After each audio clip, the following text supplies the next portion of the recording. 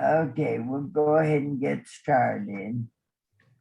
I want to say hi to everyone and welcome to this session on what every parent should know about the IEP.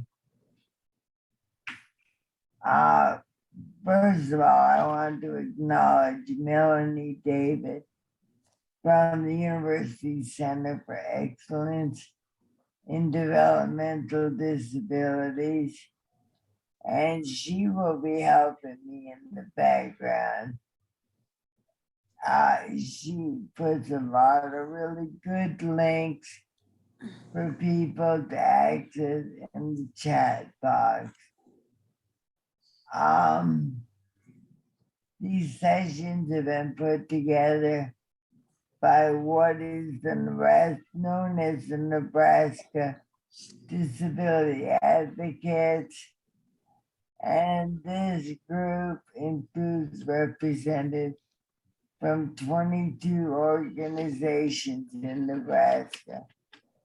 And use our flyer to sign up for this link for this series. Our names of the organizations are all on the bottom. We have a Dropbox that's been set up for this episode of the series, and it has a list of the keystrokes for Zoom available, and then depending on the device you're using, the toolbar will be at the bottom or the top of your screen. So you need to identify that. We do have closed captioning also. And if you need that, in your toolbar, it says closed captioning when there's a little square above it that says CC. Beside it, there is a little arrow. You hit that arrow and then you enable the subtitles. So that way you can get into it. We also have 2 sign language interpreters, which will be spotlighted the entire time. For people who are needing the interpreters, I would suggest that you pin them onto your screen so you don't lose track of them. You do this by up in the right-hand corner of your screen. If you hover the mouse over or your fingers or whatever, 3 dots will appear, and then if you hit that, the drop-down menu will appear and you have the option to pin.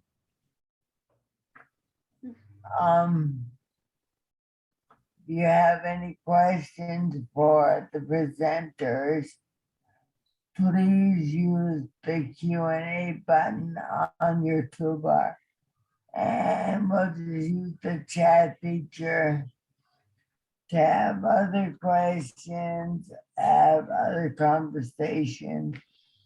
And like I said, Melanie will be posting information in there all throughout the series. Melanie, did you put the Dropbox in there? Yes, I did. The Dropbox is in there as well as the links to the various recordings. Okay, I am going to spotlight Tobias. He is going to be the moderator for today's thing, and I'm going back behind the scenes. Thank you, everybody, for coming. All right. Well, good afternoon, everybody. My name's Tobias Orr, and I am the Director of the Assistive Technology Partnership, and I am today's moderator. Today, we have three excellent presenters, and we're going to talk about what parents need to know about the IEP process. Our first presenter is Sandy Peterson from PTI, and she will discuss what is an IEP and what that process looks like. Our next two presenters you might recognize within the disability community. We have Mark Smith from the Monroe Meyer Institute and Jen Miller from PTI as well. But today they're coming to us as parents. So they're going to talk about their experiences as a parent with a child who went through special education and the IEP process.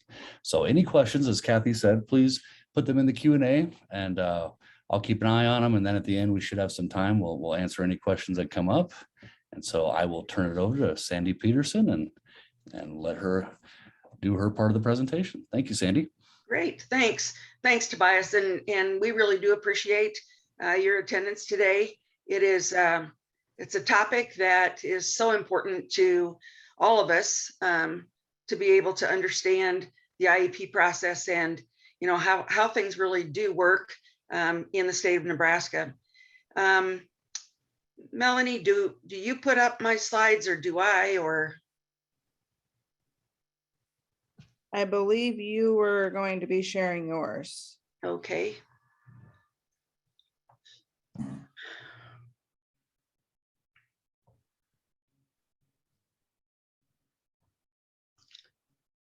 You know how to do it?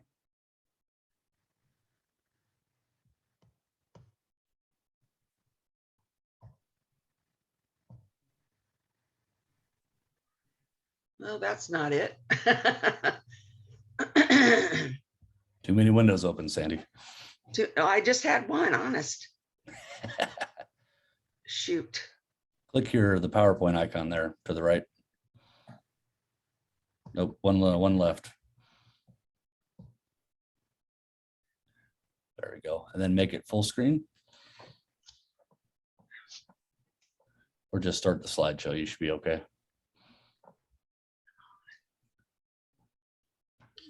Lower it to see. Keep going right in the middle on the top toolbar there, Sandy. You'll see slideshow.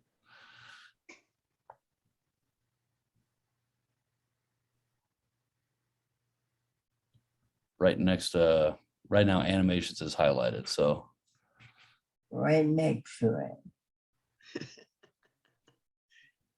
Oh boy.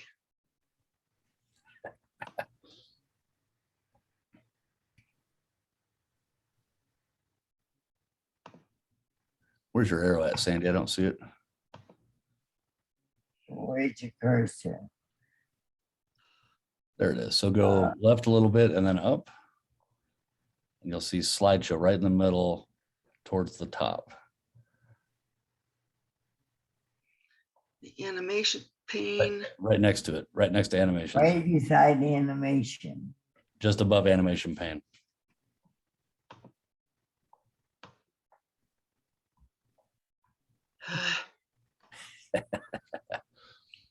I can't, it's all blocked off, so I can't.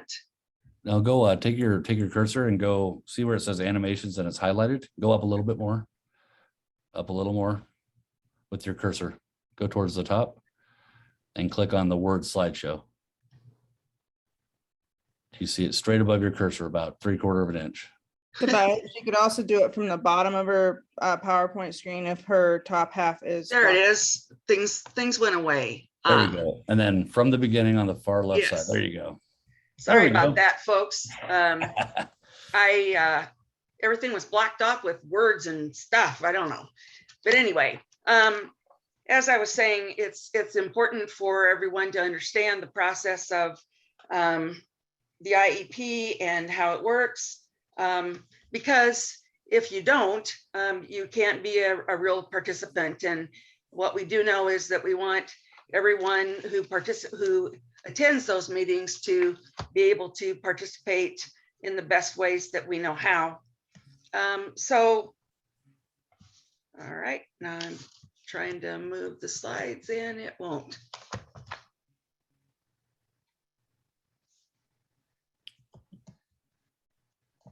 Try your space bar, Sandy. working. Hey Sandy, I'm here, and if we need, you could send me the presentation, and I could help out if you need me to. Well, if I could make it, I don't know why my buttons won't work. They worked all day yesterday, today, everything was working. So I don't know. How about to make this simple, Melanie, would you mind sharing it? Yeah, Melanie, will you go ahead and I'll just ask you to change slides for me?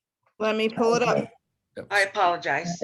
Sandy, what you need to do is go down and stop sharing. There you go. Okay, and then Melanie will That I bring could it do. up. And then Melanie can bring the other one up. Sorry, everybody, but this will work. We'll get there.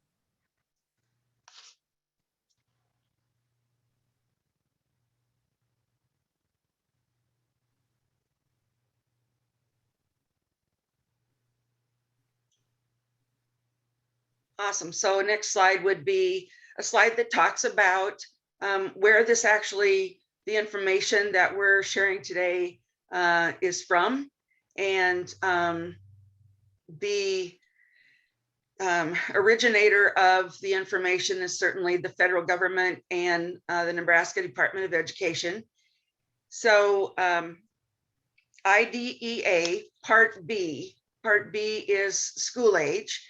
And that is a federal law, and that's what delivers all of the Okay. information. Excuse me, Sandy, can you, there she goes. All the information to us. Then in Nebraska, it's Rule 51, which is our state regulations. If you go to the Nebraska Department of Education special education website, you will see a plethora of information about special education. There is a parent section within the document on the page, as well as the drop down boxes on the left side of that screen when you go to special ed. And that's just a whole lot of information that is valuable because of COVID and the rest of the things that go on. Nebraska continues to put new information up on that screen on a regular basis. So want to make sure you knew where to access Rule 51, as well as the other rules that have to do with special education. The Individualized Education Program, or the IEP, is a process, but also a written document. And what it does is that it describes the educational needs of your child, as well as identifying the goals and objectives that we'd like your child to reach, and all the supports and services that are available. All of that then leads to placement. So it's needs, goals, placement. And we talk about that at PTI with families all the time. Next slide. Good looking boy here. This is Jen's son, Gabe. He's one of my favorites. So the Individualized Education Program is based on federal law that talks about a free and appropriate public education. And we're not going to get into that today. That's a good half day or at least 2-hour presentation, but do want you to know that that's the basis for what we're doing. It's about individualizing to meet the needs of the individual child. And it includes specialized instruction. And it's all, again, individualized. So what is specially designed instruction for one student would not be for another. So we want to make sure that it's all individualized, and includes also related services based on the child's needs. Next slide. So it starts with the identification of the child with a disability, and that would be the referral. That referral is sent to the school system with a parent consent. So there needs to be a signature to evaluate. And the multidisciplinary team determines who's going to be involved in that evaluation, what tools they'll use to evaluate, how they'll figure out the child's needs, deficits, strengths, abilities, and so forth. So there are a variety of tools that are used, and it depends upon what we're really looking for. But if we have a feeling that the child has special needs or needs supports and services, then we'll look to see what those areas might be, and then we'll evaluate in those areas, or the school district will. The school district has 45 school days in which to complete that evaluation, 45 school days. And so it's important that we get our thoughts about what needs to be assessed to the school district as best we can, so that during that 45-day period, there's an ability of the school district to really touch base on all of the different areas, and that way we won't miss one. So we're gathering information about the child, and always parent input is important. Next slide. So it's important that the evaluation is clear and accurate. And again, that comes from all of us putting our thoughts together and making sure that we are all on the same page as far as what needs to be assessed, and that all of the educational needs are considered. So if we're talking about academic performance, we're talking about reading, writing, and arithmetic, or math. If we're talking about cognitive abilities, there'll be some assessment that has to do with the young person's IQ, and trying to gather that information so we can see the difference between where they're performing now and their IQ, and whether there is a difference and a variance in between those. The other area that we do assess in is functional skills. And oftentimes people think that the only way that we evaluate is on academics, and that is not true. We do functional skills, so things that are important for a full understanding of the individual child. So their communication abilities, their self-help skills, speech and language, their motor skills, just a variety of areas, social skills, so that we understand what the child's needs are and we get a full picture. That's the idea. Next slide, please. So want to make sure on the did you know pages, want to make sure that we're making you aware of some of the things that you may not be aware of. So once the student is on an IEP, a reevaluation must happen every 3 years so that we can see if the student still qualifies for special education, as well as to see if maybe we need to assess in a couple of different areas, or the success isn't where we'd like it to be on the IEP, and so maybe we need to assess something else. The reevaluation can happen earlier than the 3 years, but we can only do it once a year. So, but it can happen more often than that. So if the parent and school district agrees, then we go ahead and perform another reevaluation. And that can be requested by the parent or the teacher. It can be a full MDT, like I said, or if there are specific areas we're concerned about based on the experience that we're having with the student, then we would just evaluate in the specific areas. So it really kind of depends on the student and that time in their life. Next slide, please. A parent can disagree with the results of the MDT or multidisciplinary evaluation that's completed by the school and ask for an IEE or an independent education evaluation.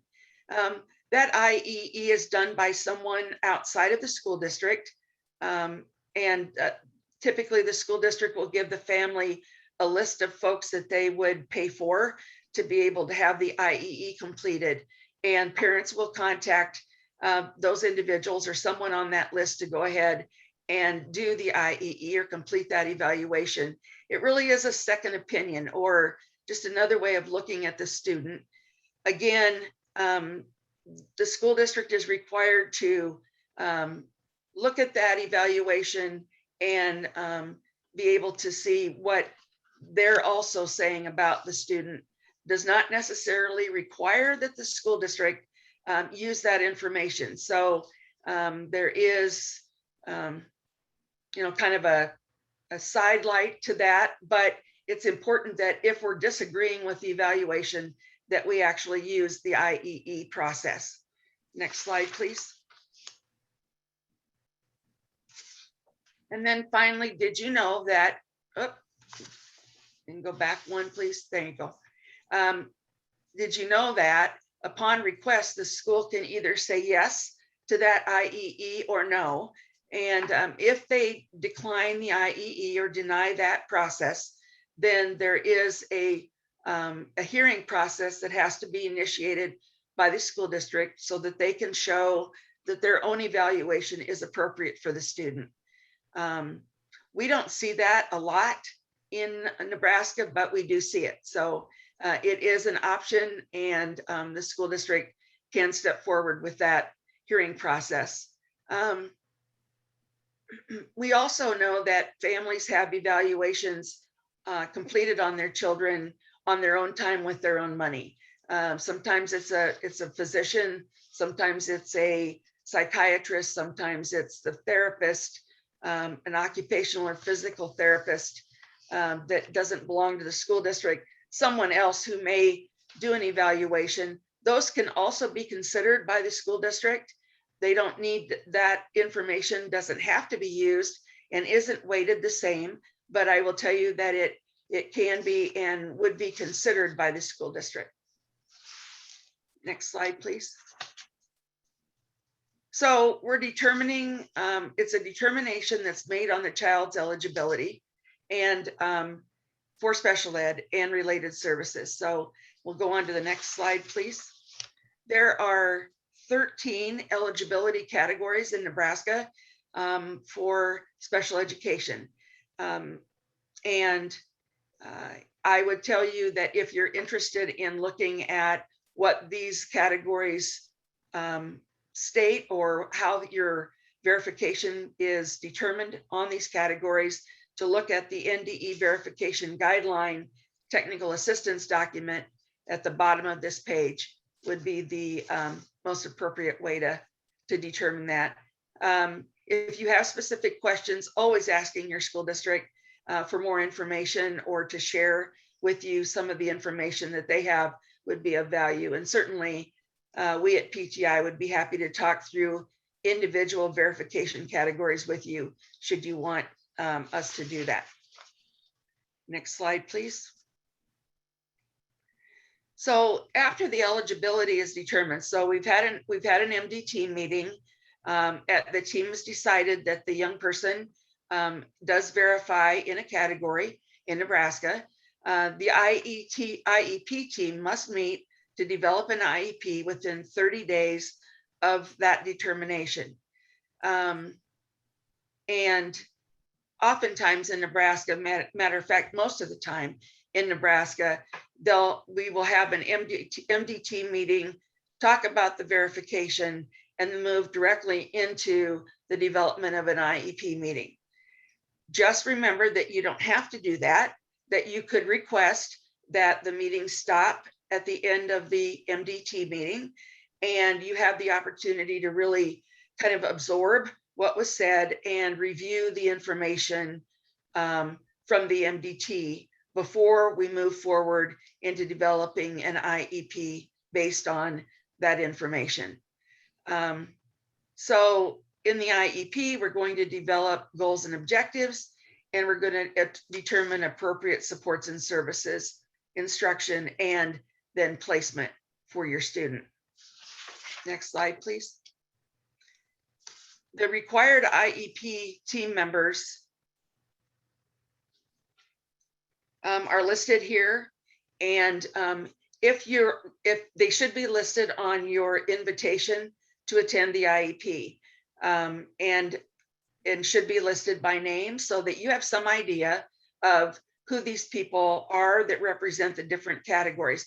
For example, the representative from the local education agency or school district who can commit resources is certainly a valuable person on the team. Should you have, assistive technology or orthopedic equipment or something that needs to be purchased by the school district, that's a commitment of resources. So knowing who that person is that represents that category or that required team member is really important to know. So if you don't know who these folks are and what they're representing, then to start the meeting, I'd ask, who's the special ed teacher, who's interpreting the education results. That would be the person that has the information from the MDT to be able to bring that information forward in developing goals and objectives, for example. Then also the team could include or may include other individuals at the discretion of the parent. So if you invited PTI Nebraska to the meeting, that would be a person like that. Also the child with a disability when appropriate. And from the age of 14 on, it is appropriate that your young person be invited to the IEP meetings, and then related services professionals as they are needed. And also other agency staff as your child is invited, because that's at a different time in the IEP, and we'll talk about that a little later. Next slide, please. So did you know that IEP team members can be excused for all or part of the IEP meeting? And they can. And that would be in writing with your permission for them to be excused because they are not necessarily involved in your student's current curriculum or aren't providing a related service or anything like that. So, or you're not modifying, it's a math teacher and we're not modifying the math program in this IEP, then they could be excused. The other way that team members could be excused is if they are, it's a math situation and we are discussing or modifying the math program in advance, we would want the math teacher to communicate with the family and explain what their thoughts were and what they thought should be changed, but that person could still be excused from the meeting in writing. So just so you know that there's an option for that. What isn't an option is that the person who, let's say, is the representative who can discuss money or resources, as I talked about earlier, that person to leave the meeting would mean that you can't talk about resources unless they would assign that to someone else. So it's important that those people that were listed as required in the IEP list, that those people are also at the meeting and that they're at the meeting full time and are not excused or do not leave the meeting. Next slide. Placement decisions are made by the team, obviously including the parent and the guardian. And it's important that that the decision about placement is based on team decisions and based on data and documentation of need. So what we don't want is placement decisions to be based upon just someone's thoughts or someone's ideas about what placement should be, or if there's a placement that is specific to the child's disability. For example, we place all of our students who have autism in one place. Well, that's not necessarily the way that we want to place students. What we want to do is make a determination based on the evaluation of data, the documentation of needs, supports, and services. And again, not based on availability, like I was just saying. We also want to be sure that it's the least restrictive environment for the student. So least restrictive meaning the least restrictive environment is that place where the young person would go normally. So the neighborhood school, participating in general education with supports and services. Then there's levels of restriction. And so what we want to be sure is that we're looking at data, we're looking at information that is available to us to know what placements really are or would be the best placement for our student. We want to make sure it's a place where they can be successful. Next slide. It's a little more information about least restrictive environment. And because of our time here, I'm just going to ask for the next slide. So what do we include in the IEP, or what must be included in the IEP according to federal law and state rule? These are the things that we're going to talk about here for a couple of minutes so that you have a general idea of what they mean. Next slide. So the present level of performance describes how the disability affects the student's participation in general ed or other appropriate activities. It's data, it's documentation about academic and functional performance, and prioritizes the child's needs to be addressed in the IEP.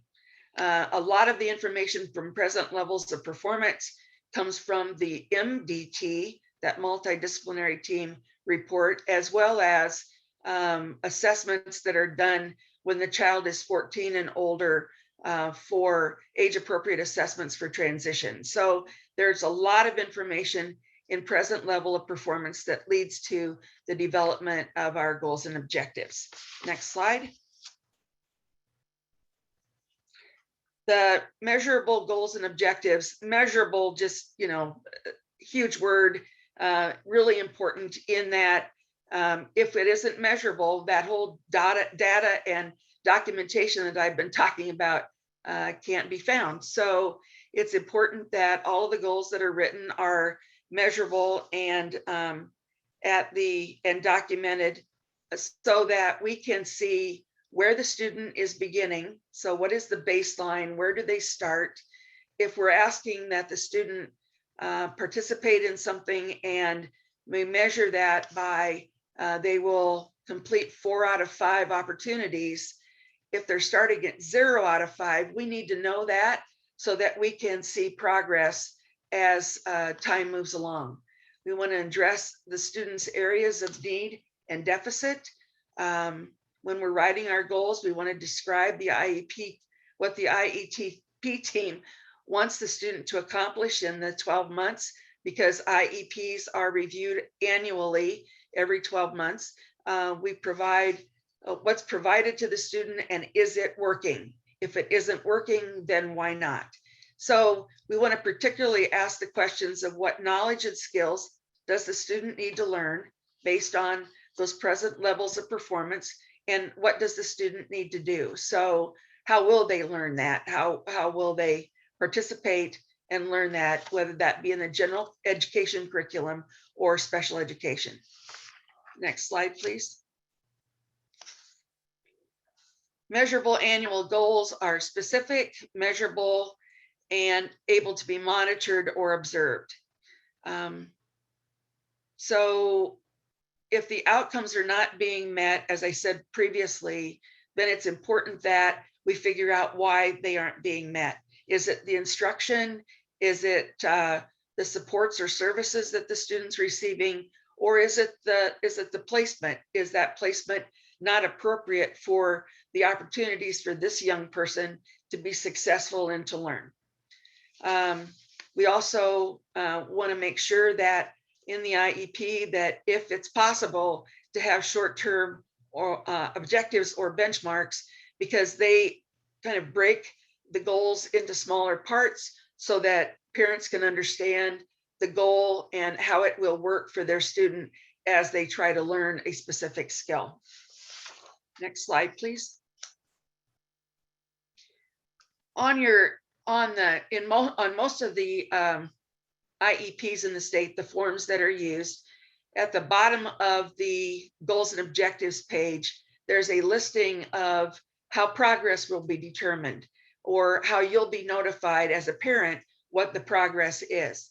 So oftentimes it's every 9 weeks, because that's when other students receive progress information, whether that's the report card or a parent-teacher conference, whatever it may be. So usually it says 9 weeks, and those dates are listed on the document. So on those dates, you should receive some kind of information that would tell you the progress of your student on the goals and objectives that have been written for him or her. If you don't receive that, then that's something that you would want to request to make sure that you're aware of the progress that your young person is making. And if indeed data isn't calculated or data isn't collected on the goals and objectives, that's something that you would also want to request as a parent to be able to say, as far as understanding if my child's making progress on their goals and objectives, I need to know what the data is. I need to know what data shows us as far as growth. Otherwise, it's pretty difficult to know if your child is being successful. So the progress note is usually the document that is used by the school systems. And those progress notes, again, should probably have a data calculated and information so that you can see at that. We started out at 0 to 5, which was our benchmark or our baseline. And we're now at 3 out of 5. The first time that we're doing a progress response, then, you know, that's great. And we're seeing success, and we wouldn't want to probably change anything. Next slide, please. Again, I jumped the gun, but this one talks a little bit about that baseline and that starting point for the information for us to be able to see the progress for the student. So that's what this page is. Next one, please. The IEP is also supposed to have a statement of supports and services listed. So we list some of those here. Related services, supplementary aids and services, what special education services need to look like, and the list of accommodations or modifications and supports that the young person will be utilizing so that they can be successful. Next slide, please. If we're looking at modifications and also the accommodations, there needs to be a statement of what those look like, including a support for school personnel. So let's say that your young person is using a certain kind of support or accommodation that has to do with their behavior. And you don't, and the school district staff, especially, let's say the paraprofessional, may not understand exactly how that works or has not been trained in that specific modification or accommodation, then what we would want written in the IEP to be sure that our young person can be successful and the para can be successful would be that the school personnel, the para, would have training in this specific area, whether it's MANT training or some other kind of training, for example. So we want to make sure that we list those kinds of things. If we don't list them, we can't be sure that they'll occur. And we want to make sure that the young person can be successful in their areas of modification and accommodation. One of the other areas that's listed here is participation in extracurricular and non-academic activities. It's important that our young people have access to all of those kinds of activities as well. And so we want to be sure that we're looking at the extracurricular and non-academic activities as an option. It may be that our young person is really big into Captain America or Marvel comics or, you know, those kinds of things. There probably are other students at school who are also involved in that or like that. And so we take that opportunity to be able to look at that as a possible extracurricular or non-academic activity. Next slide. I'm going to skip this one and move to the next one, please. Assessment information. In the IEP, we must have district-wide assessments or statewide assessments that our student participates in. And for the most part, most of the students participate in those. Very few, but some participate in an alternate assessment. And those need to be listed and the accommodations that are provided for our young person as they take those tests. Next slide, please. Projected dates also need to be listed. So we need to know if our child is receiving special education supports from the resource teacher, how many minutes a day, in what location, and how often. So all of those supports and services need to be listed, and as well as the projected amounts of frequency, location, and duration. Next slide, please. I'm hurrying because I'm out of time. At age 14, as of this summer, at age 14, you will walk into your IEP meeting with a new and exciting part of that, which would be the transition plan.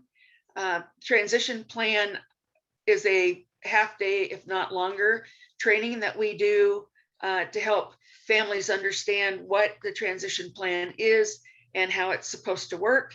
But the whole idea of the transition plan is a smooth transition to adult life. So we're looking at after high school, post-secondary goals, and planning. Next slide, please.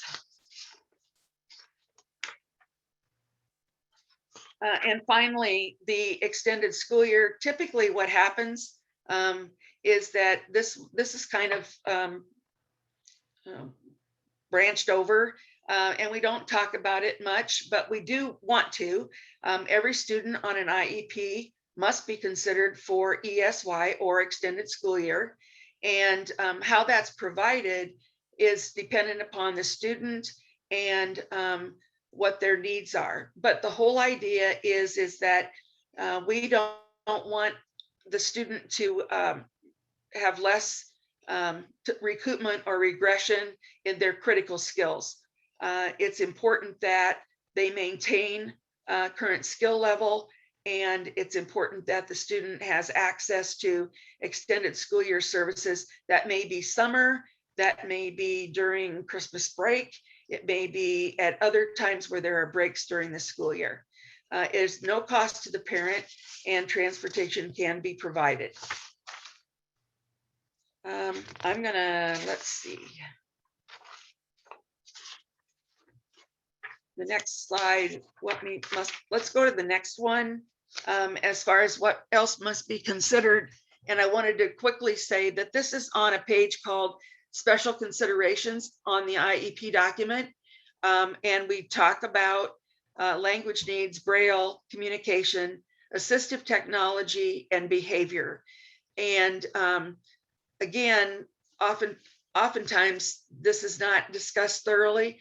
I want to make sure that you understand that these are specific and special considerations that should be discussed about your child and their individual needs. So don't skip over this. Let's make sure we are talking about it.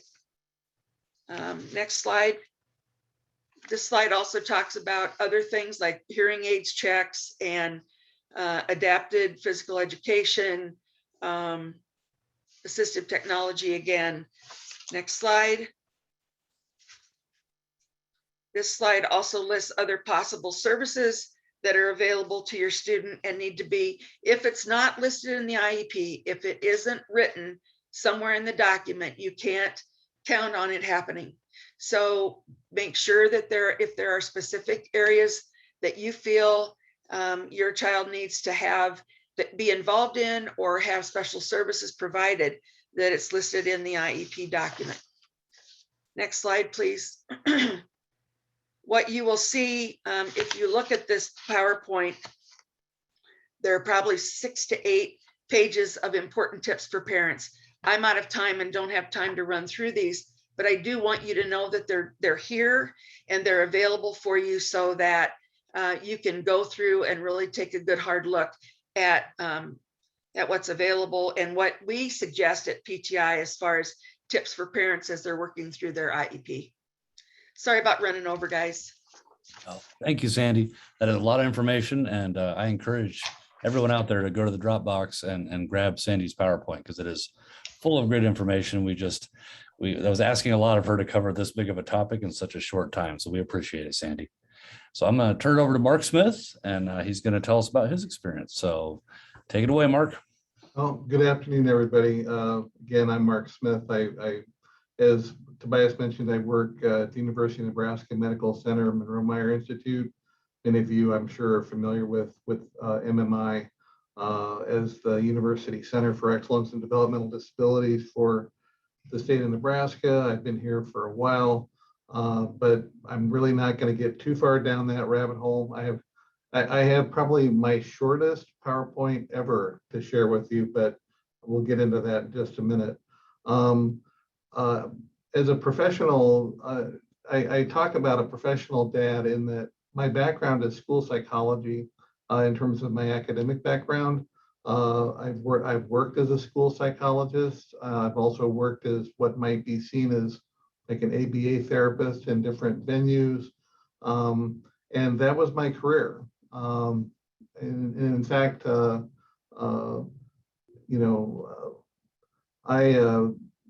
have not only a son who has went through special education services.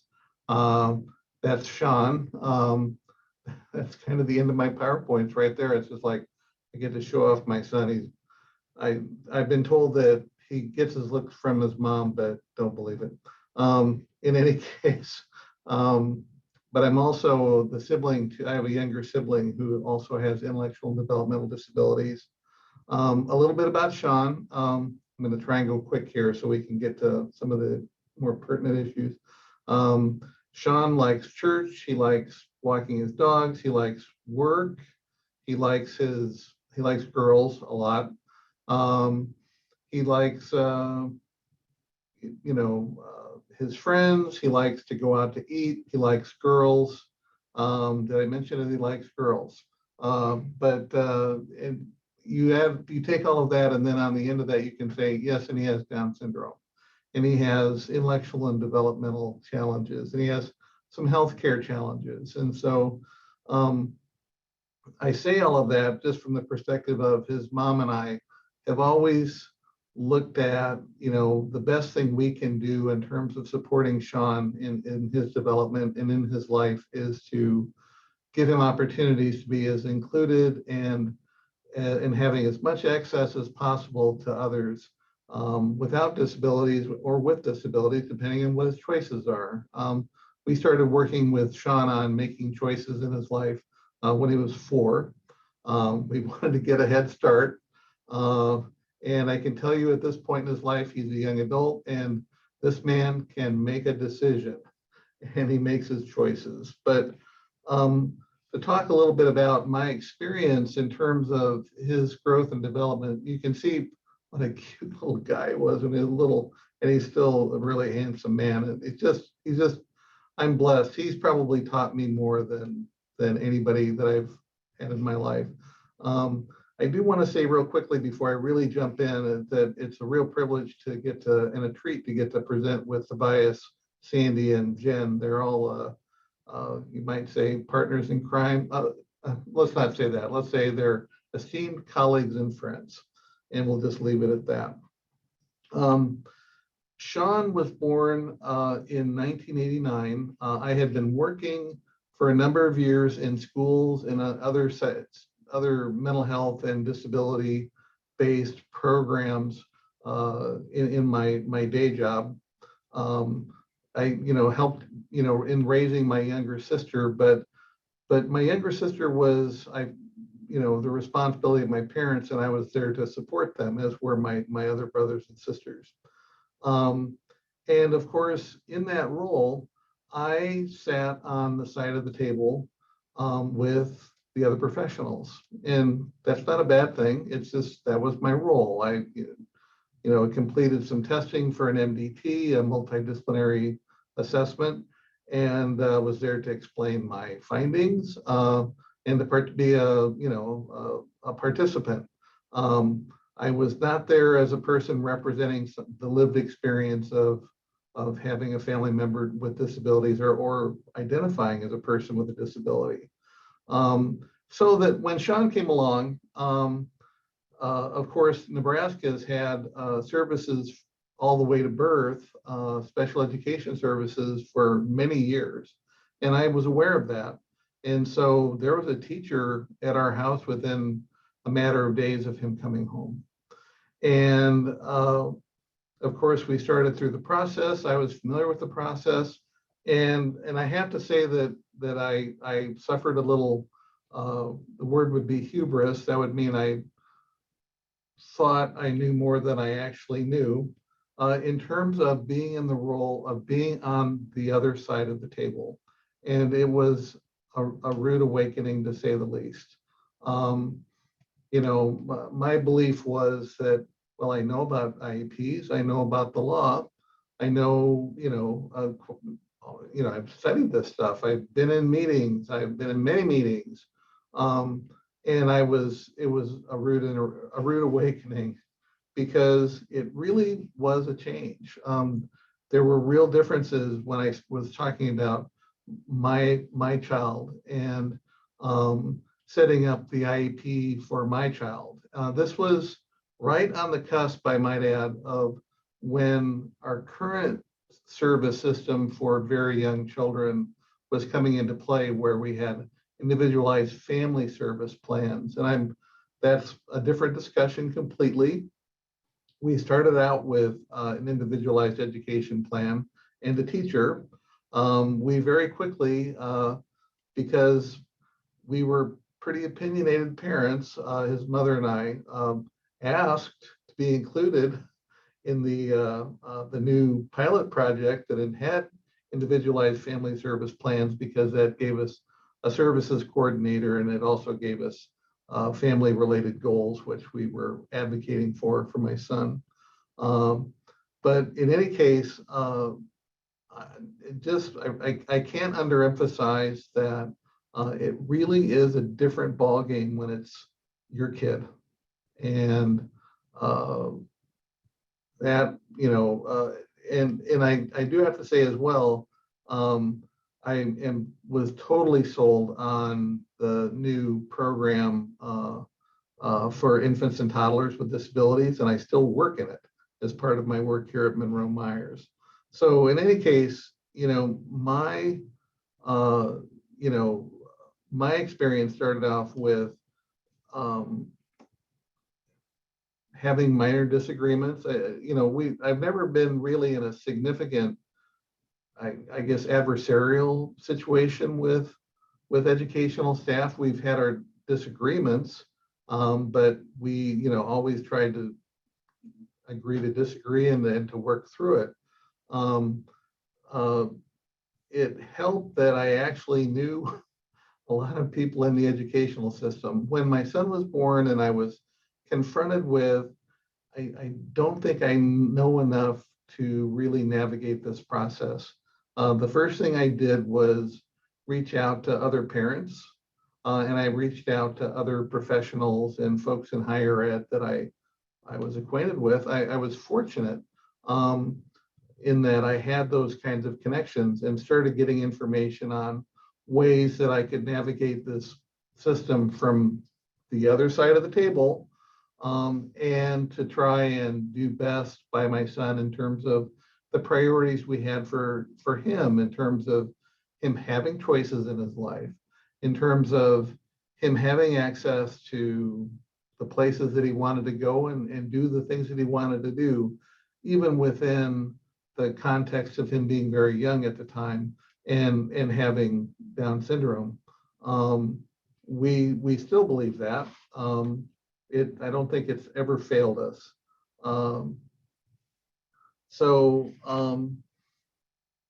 As he moved through the educational system, one of the things that the IEP process really had, maybe one of the most significant impacts in terms of our role in Sean's education and our work with educational staff, was at the points of transition. So when he transitioned into preschool, he was eligible. when he transitioned into kindergarten, when he transitioned into elementary and through elementary into the high school years and into the transition program, our ability to kind of navigate Rule 51 and what his rights were, because one of the things that I didn't get from the beginning, but I learned, was that really the IEP process, as it's defined by the federal laws around special education, the IDEA and related laws, is that it's really kind of a document that talks about educational rights, the educational rights of the child and the educational rights of the family. So that really opened the door to, for example, Sandy commented about the idea that it needs to include present level of need. There has to be goals, and that leads to placement. Well, placement, when you're talking about transition, is a pretty big deal. And the school district in which Sean attended, were kind of amazed because his mom and I kept showing up at different classrooms when we would get close to a point where he'd be transitioning to another building or even within that building. And we would talk with the teacher and get a sense for that teacher's priorities and talk about Sean a little bit and, what that classroom might offer for him. One of the things I can tell you is that Sean, because of his disability, had a difficult time making himself understood when he spoke. And so we always really looked at, well, you have good, strong kind of speech focused components of the work that you do, because we really wanted that for him and to help him advance because, well, I'll get to another point on that in a second, but so it's like the Smiths are showing up, so when we would talk about placement, we would literally say, well, any of these three classrooms look like they would meet his needs, and it's tough because when I work with families quite a bit, and not every family has the means or the access or the people that, or even know who to call to engage in that kind of behavior. But for us, it was really important that we be informed, and so I'm not recommending it. I'm just describing our journey. We wanted to be involved. One of the things that I found out early in trying to get a better sense of how to navigate things, is that a lot of his success was contingent on our involvement, not in terms of forcing issues or guiding issues, just being there and speaking on our behalf and to whatever extent he needed his behalf. Of course, we wanted him to speak on, as he got older, he spoke more and more on his behalf and was able to tell you exactly what he thought was important. And it usually had to do with a cute girl in his classroom, but I'm gonna drop that joke now and leave that alone. Other things. So, we really focused on placements and finding places that fit his needs and tried to avoid battles.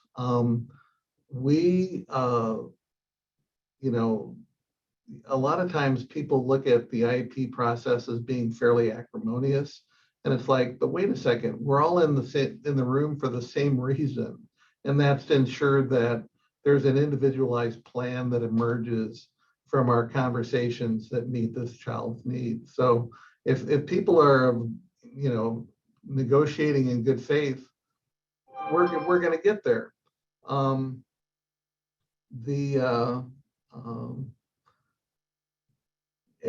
But again, there were challenges, and we were able to get through those it was like I guess it was more a matter of we attracted more flies with honey instead of vinegar. You know, we just kept very persistently pushing forward. And, you know, but I can understand like why families walk into IEPs. I didn't at the time when Sean came along, but families come into IEPs and put Rule 51 on the table. And they bring a couple friends, you know, and maybe they're friends that are pretty informed. And the point of it being that they might have been in a situation where things did get acrimonious or there were disagreements. And I can hear the voice of some parents I know saying, please show me in rule where this is the case. You know, again, it's about the child's rights, and it's about having a plan. As my well, I'd go back and put Sean up there. Yeah, I don't think you need to see the med center. Or was that my signal for time? Probably my signal for time. A couple of other things quickly. Again, you know, we had some successes. We had some points that we weren't as successful. I think my goal, and you know, I've had involvement with PTI and with other educational concerns, and I work with some of the local public school districts quite a bit. It's that I don't want parents that might have found themselves in my position, which there are many, to have to, you know, battle. That it's like we're all here together, and I think things have improved, but the reason that there are the things that are in the IDEA and the IEP regulations are there for a reason. And the reason is that, and this is speaking beyond my personal experience, but there's a little bit of my experience in there, hit this too, that those rights weren't being honored.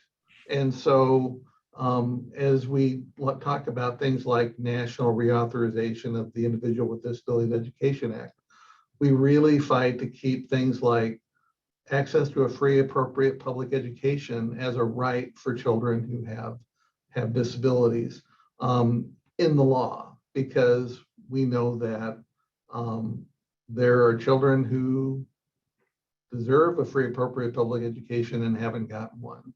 So, and a lot of my work now is more in the policy and legislative side, but that's just a little bit about our experience. I would say in whole, we met a lot of great people along the way. We were able to advocate for some change, and we're successful.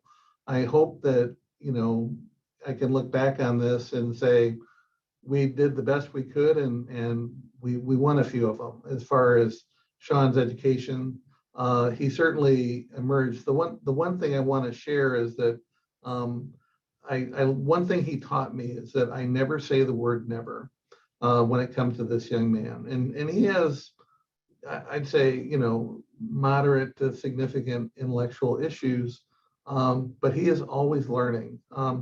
When he left school, he wore a watch because I wore a watch. Now he orders his entire day based on what time it is. So when 6 o'clock came around last night, he's like, Dad, isn't it time for dinner? It's like, well, it's coming, pal. But he learned that. And so, you know, every time I would say that my son will never do this, with the exception of driving my Harley Davidson, he wouldn't do it. And so I just stopped saying that. It's like, well, he may not, but I don't know.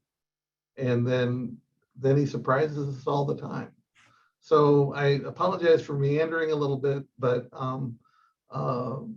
again, I'm really just speaking from the position of a dad who started out as a big brother, but went into professional work around disability in schools, and had a real awakening when my son was born. And But, you know, but there are supports, services and things out there to that will support you as a parent in the role that I was in to have a successful experience for your child. And there's also the means to get your needs met in case things are not going well. The last thing I'll say, and then I'll hand it over to Jen, is that anybody on the call is welcome to contact me or my program. I'll put my email in the chat. We're here, as are folks like Sandy and Jen, to support parents and individuals with disabilities across, well, for us, it's across not only special education, but the entire range of systems and supports that are available for people with disabilities. So, well, thank you, Mel. Melanie knows how to find me on email.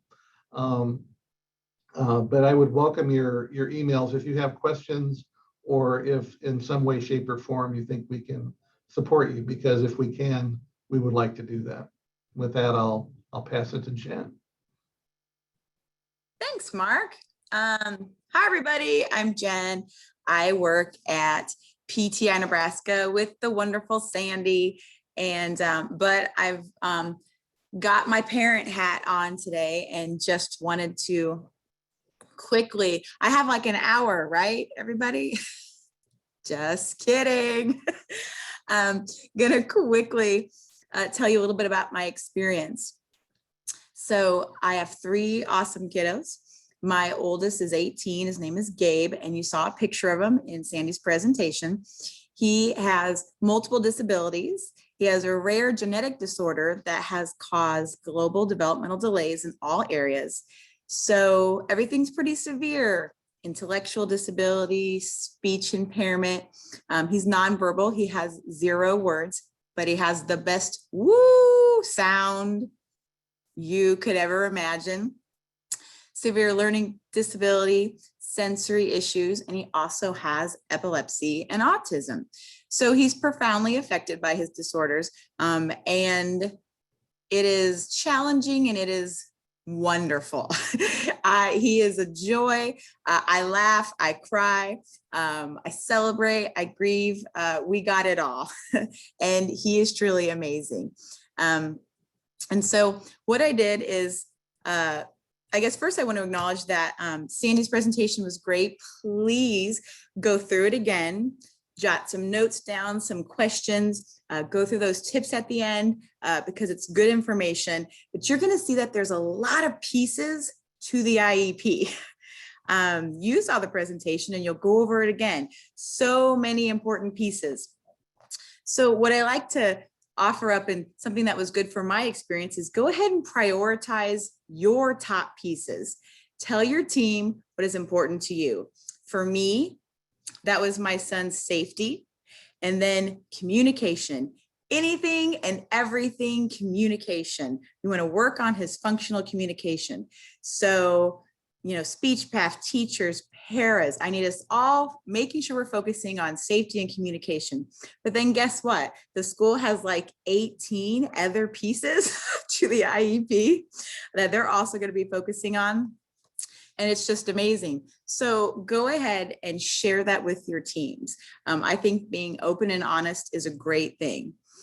So good IEP experiences for me when my team asked for my opinion and my ideas. And this has been done in different ways.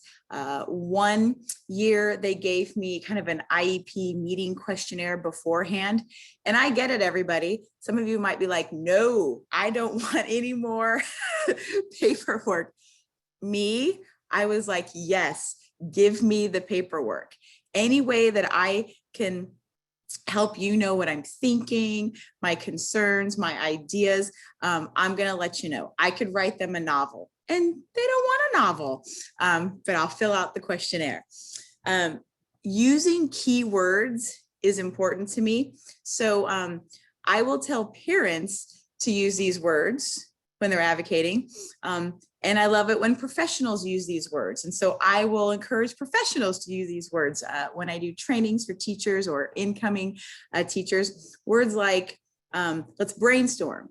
Let's problem solve together. Let's collaborate on this. Let's do this together. Those are powerful words in the world of disabilities. So let's use them together. Good experience with IEPs, being able to ask questions. I often tease that I might be on a list. I might be on someone's list as that parent who's going to ask, 27 questions, but you know what? There are worse lists out there, right? So being able to ask questions and learning what kinds of questions to ask. I'm going to be honest, everyone, there were meetings and I talk a lot. There were meetings where I hardly said anything and just kind of went with the flow and just signed the IEP and kind of had tears in my eyes. And then when I got home, it was like, I should have said this or should have said that. And I'm still in tears. And now I've got emails going, asking questions I wish I would have asked in the meeting. I don't know if any of you have experienced that, but I have lived that. No more. I learned, that it's good to ask questions, open-ended questions. And just to get the team talking and explaining things and giving me examples, because there's so much that I don't know, and it's okay that I don't know it. In the tips in Sandy's presentation, you'll see my favorite open-ended questions. We call them like 3 important questions or 3 magic questions. And it's great. It's great if you don't know what to ask. So I'll take reading. 3 questions about reading. Like what accommodations, you could say strategies, interventions, supports, but what accommodations are we currently using to address my child's reading needs? Learn all about it. What does that look like? Give me an example. Then second question, how effective is it? How's it going? What's the data and documentation say? Awesome question. The third follow-up, what else could we be doing, right? What additional things could we be doing? Should we add something to it? Like that right there can really help your meetings. And I got that advice from a teacher after a training I did out in Aurora, Nebraska. So we get great ideas from parents and teachers, all sorts of educators that we like to pass on. Another good experience when the educators can show me data to back what they're saying and they're thinking.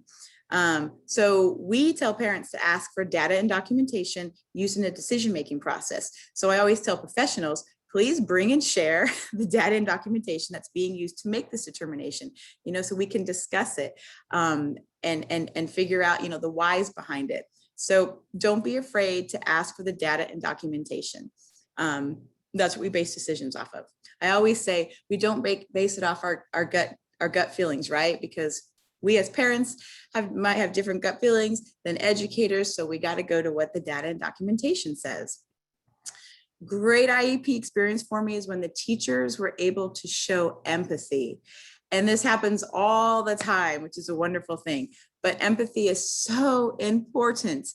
When teachers are trying to understand what us parents might be going through physically, emotionally, mentally, people often refer to things as like parents being kind of on an emotional roller coaster. Has anybody heard that?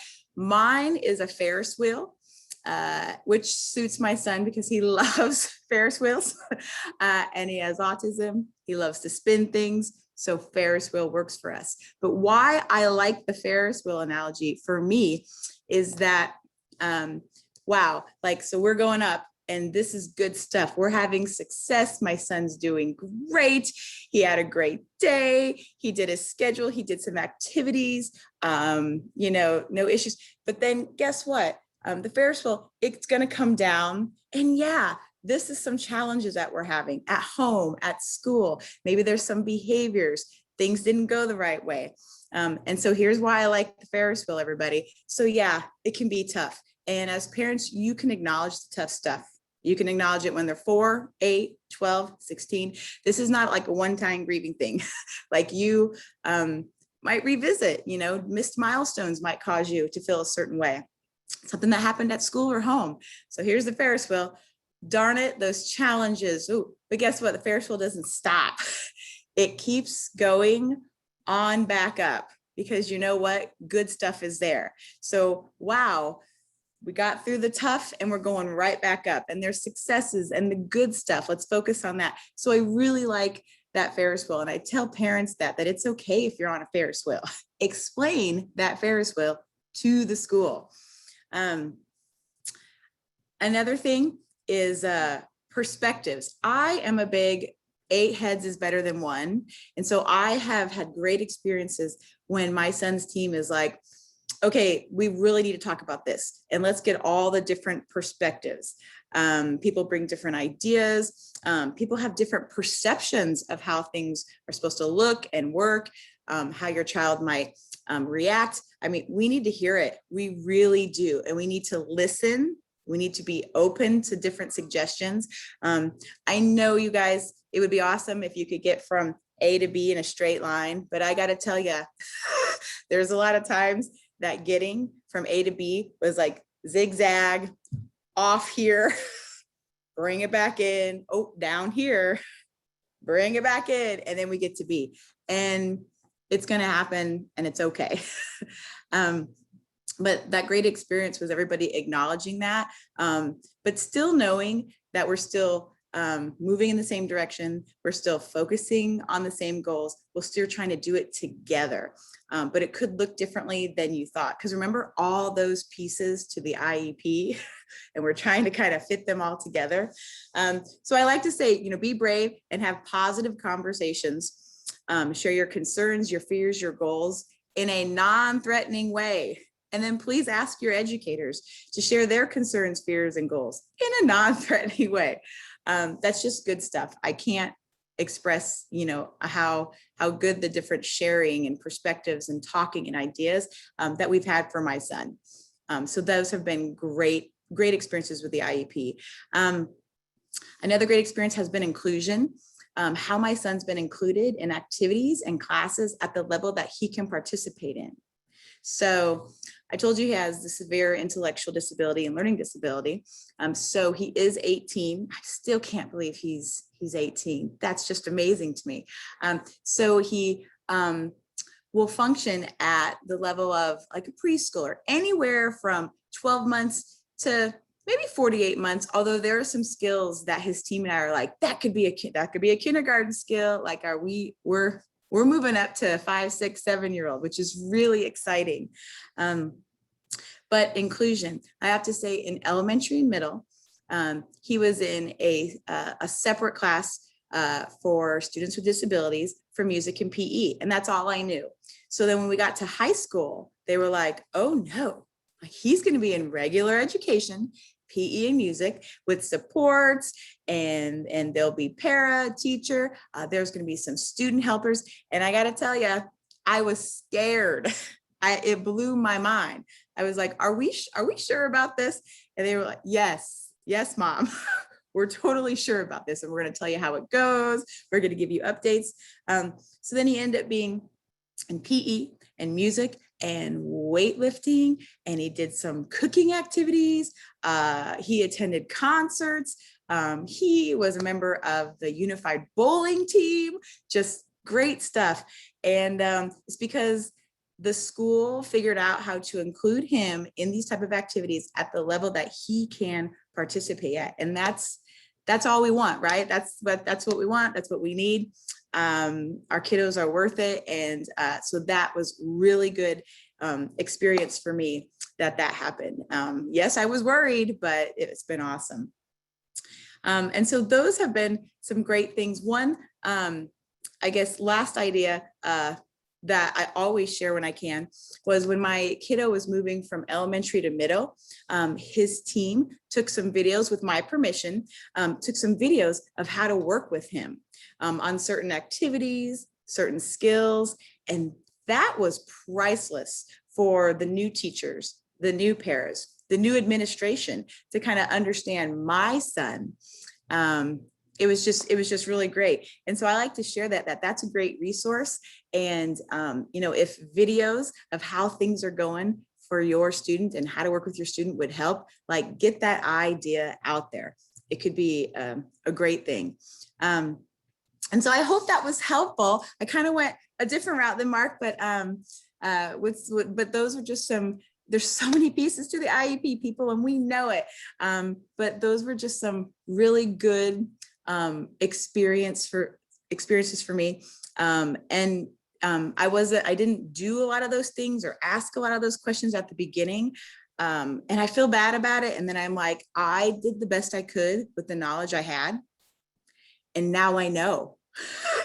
And now that I know, like things are different, and I have great relationship with my son's IEP team and educators. And I truly feel that we're all trying to work together, and that's what we want. And so if we can help you do that, if we know, not everything's been great. Yeah, I've had some bad moments. Remember the Ferris wheel? Yeah, there's been some challenging moments at school too. But there's been more good than the challenging. And so, yeah, if you ever need some support, we'll be there for you. Thank you, Jen. And thank you, Mark. And thank you, everybody, for the questions. I see Sandy's been answering them as we went. So thank you, Sandy. And we have a few minutes if there's any last minute questions that anybody has.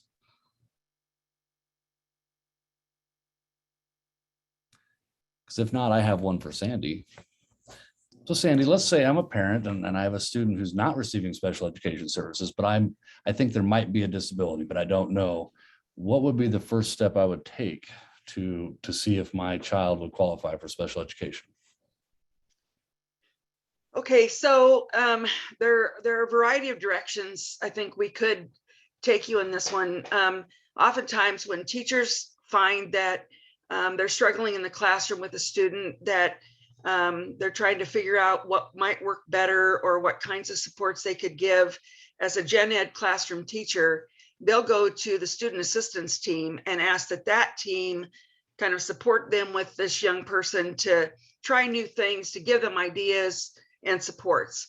That's one of the ways that we kind of lean toward the next step, which oftentimes will be a response to intervention, or the MTSS, multi-tiered system of supports and services that school districts use. And that they use that with all kids, but it's another way of looking at our individual student or your individual student and saying, they're struggling with specific areas, or these are the kinds of things that we'd question. If as a parent, you're flat out thinking, you know what, I have some real concerns about Billy Bob, who's my favorite kid. And I think Billy Bob really needs supports and services. You could directly go to your school district and request that they complete an evaluation, which is probably the quickest answer to your question is that. But I wanted to make sure we talked about student assistance teams and the others, because there's a variety of ways that school districts try to pull staff together to do the right thing for kids and make sure that young people have all the supports and services that they need. But as a parent, I would never hesitate to go directly to my school district, whether it's the principal or the special ed director or the classroom teacher, and just request that there be an evaluation and followed by an MDT.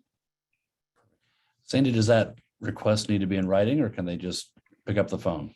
It can be all the above. We at PTI always recommend that things be in writing, because it's important to keep that documentation, to know dates and timelines and all those things that are part of the law. So we would definitely support a family to put it in writing, whether that's just an email to someone. Typically a phone call can get lost, or we have parents call us to say, I asked them, 3 months ago and I still haven't heard anything. Well, if it got lost in the hustle bustle of life, especially to start the school year, it just was not on purpose. It may have just gotten lost. So we always recommend that parents put things in writing. Thank you, Sandy. We got one more. And if they're not comfortable with doing that, Tobias, giving us a call, we have draft letters or sample letters that we can share with families, so they don't have to try to, manufacture all this in their heads, and we can give them samples too. So Perfect. We have one more question that just popped up, Sandy. It says from Patricia, if we were moving from one school district to another, do you guys think it would be a good idea to do an IEP meeting prior to school beginning to assist the new special education department in really understanding my kiddo and his IEP? I would never hesitate to request that. I think at any point in time, when you're moving from one school to another, it also is supportive of you getting to know people, kind of seeing a face with a name and, putting pieces together. I think that's as valuable probably as the support that they'll be giving your young person. But yeah, I would definitely request a meeting to be able to talk those things through and to help people understand your kiddo, depending upon the issues that are involved. Just understanding, like Jen said, communication and what does it mean when he woos. If Gabe is a woo, I know Gabe's happy. So it's that kind of thing that I think the more information that you can share before the school year starts, the better off we are. Thank you, Sandy. Hey, Sandy. Sorry, can I ask one question? I know we're almost to the time. Sure, go for it. So Gabe is in transition. So we did transition plan in high school, and now we're going into the 18 to 21 program for Gabe. And so I just to clarify, I know, and I should know this, I know, Sandy. So I know that there's a summary of performance. We call it the SOP. So I was wondering, so he shouldn't have gotten a summary of performance at like the 18 kind of graduation. He got an unsigned diploma so we could continue in special education in the 18-21. So will he get the SOP, the summary of performance, at the end of the 18 to 21 program? Yeah, Okay.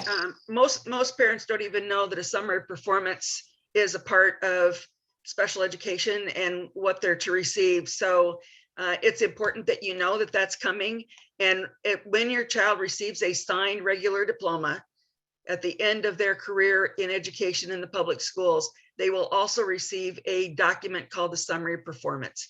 And that's a document that it's another 2-hour presentation on what that document does and can do. But I am a staunch soapbox person when it comes to the summary of performance and what it can offer to our young people as they move out into the world of work or school or whatever. Yes, at the end of their school years. Thank you, Sandy. Well, we are out of time. So there's a couple questions still there, and I would highly encourage you to reach out to Jen or Sandy at PTI. They'd be happy to answer these questions by phone or by email. And I guess my closing statement is, I hope all you parents out there took away that you have a very important role to play in an IEP process. You know your child better than anybody. You're the best advocate your child will ever have. And the IEP team needs to hear what you know and what you feel and what your hopes are. So I hate it when I see parents go through 12 years of the IEP process and they sit there and they sign the paper and they say nothing and then wonder why at the end we're not where we want to be. So you really do have a big role to play and get involved. Take advantage of resources like PTI, and please grab Sandy's PowerPoint. She probably covered half the information that's actually there, and it is excellent. So I hope you know where to reach out, and hope that you found this all very informational, and I'll turn it back to Kathy Hall. Thank you, and I want to thank everybody. But I find it really interesting that PTI can't do anything under 10 to 2 hours. I think Jen must have been the one to do it with all together. Anyway, we have recorded this and it'll be posted on our YouTube channel or on the NESILC website. Because I'm a little faster getting him up than the other people are. So anybody's pretty welcome to go there to see it. Or the Dropbox will be available to get those presentations. Our next session will be on September Second, it'll be on transportation. It'll be on from 1 to 2:30. And if there is any topic any of you would like to see, please reach out to me at Kathy, Kathy, at nesilc.org or any of the organizations that are listed on the flyer. You will have to register for each session. And